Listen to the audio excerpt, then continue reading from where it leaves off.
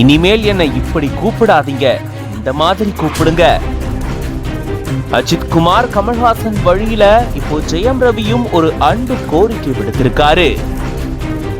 இனிமேல் தன்னை ஜெயம் ரவின்னு கூப்பிட வேணாம் அப்படின்னும் தன்னுடைய புது தொடக்கத்தை பத்தின சந்தோஷமான செய்தியையும் அறிவிச்சிருக்காரு. தமிழ் சினிமானுடைய முன்னணி நடிகரான இவரு இப்போ தன்னை ஜெயம் ரவி அப்படின்னு அழைக்க வேண்டாம் அப்படின்னும் தன்னை ரவி அல்லது ரவி மோகன் அப்படின்னு அழைக்கணும், அதை தான் தான் விரும்புறேன் அப்படின்ற மாதிரி ஒரு அறிக்கை வெளியிட்டிருக்காரு. இவ்வளவு நாட்களா தனக்கு உறுதுணையா இருக்கக்கூடிய ரசிகர்களுக்கு நன்றியை தெரிவிச்சிருக்காரு. அது மட்டும் இல்லாம புது அறிவிப்பையும் சொல்லியிருக்காரு.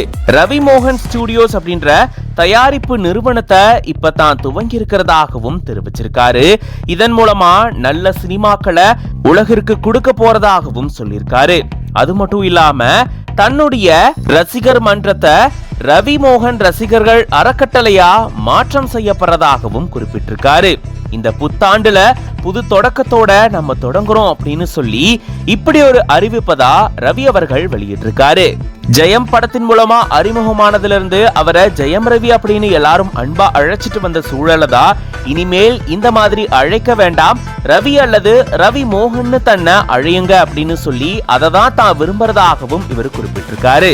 முன்னாடி அஜித் குமார் அவர்கள் தன்னை தலைன்னு அழைக்க வேண்டாம் அப்படின்னும் கமல்ஹாசன் அவர்கள் தன்னை உலக நாயகன் அழைக்க வேண்டாம் அப்படின்னும் அன்பு கோரிக்கை விடுத்திருந்தாங்க. இப்போ அதே போலதான் ரவி அவர்களும் இந்த மாதிரியான ஒரு கோரிக்கையை விடுத்திருக்காரு. இது பத்தி நீங்க என்ன நினைக்கிறீங்க அப்படின்றத கமெண்ட்ஸ்ல சொல்லுங்க. மேலும் பல செய்திகளுக்கு பிஹைண்ட் ரூட்ஸ் பேஜை ஃபாலோ பண்ணிக்கோங்க.